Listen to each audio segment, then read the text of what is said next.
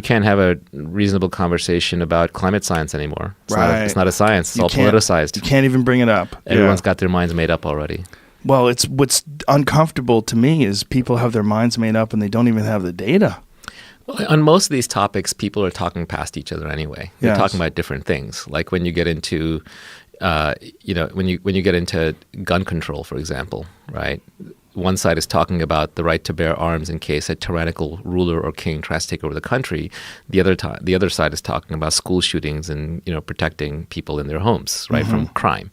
So they're just talking about two different things, right? And it's just not politically acceptable to even talk about the same thing. Or when it gets to immigration, the right is talking about the left is like bundling together illegal immigration and legal immigration into one thing. Yes. Right. Whereas on the right, sometimes you got racists hiding in there, so it doesn't help their cause. Right. They're talking about two different things. Yeah. If they were talking about the same thing, which is how many immigrants should we let into the country, and what are the criteria for that, that would be a very different conversation than no immigrants or everybody comes in. And then also on the left, you have this benefit that everybody who's currently coming in illegally is going to vote for the left because of where they're coming from and their socioeconomic circumstances. To me, the test of any good system is you build a system, hand it over to your enemies to run for the next decade.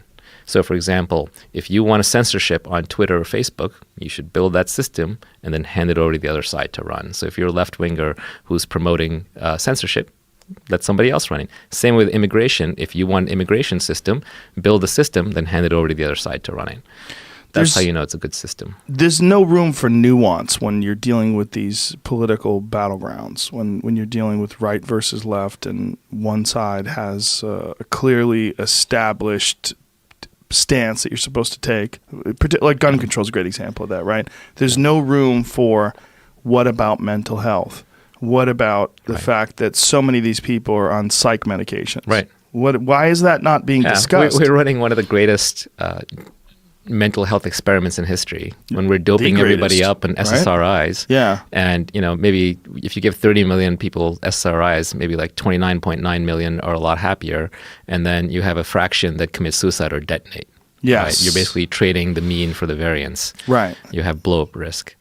Yeah, there's no room for nuance, which is why I stay out of politics largely. Do they drag you in though? Sometimes they always try. I mean, this conversation is going to force you to get dragged in. Sure, but I'm sure there's going to be some people that. Here's the thing about politics: because we have a first past the post system. What that means is like whoever wins 51% of the vote in this country gets a lot of the power, right?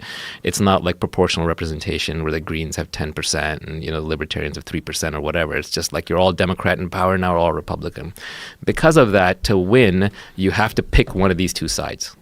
Right, you have to choose. You can't just basically say I'm going to be nuanced about it. You can't vote for a third party that's throwing away your vote. Right. I have a friend who's trying to fix that. He's starting this thing called a good party, where like you kickstart your vote. So you combine all your votes, you hold them in reserve, and then when you have enough to win, then you vote that person in power. Right. You don't throw away your vote. But outside of those hacks, we're never going to get a third party elected.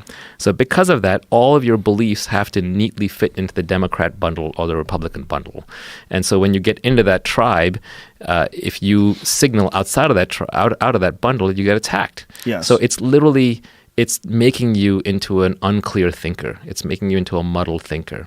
If all of your beliefs line up into one political party, you're not a clear thinker. If all your beliefs are the same as your neighbors and your friends, you're not a clear thinker. You're literally your beliefs are socialized. They're taken from other people. So if you want to be a clear thinker, you cannot pay attention to politics. It will destroy your ability to think. Ugh. What dread. Look,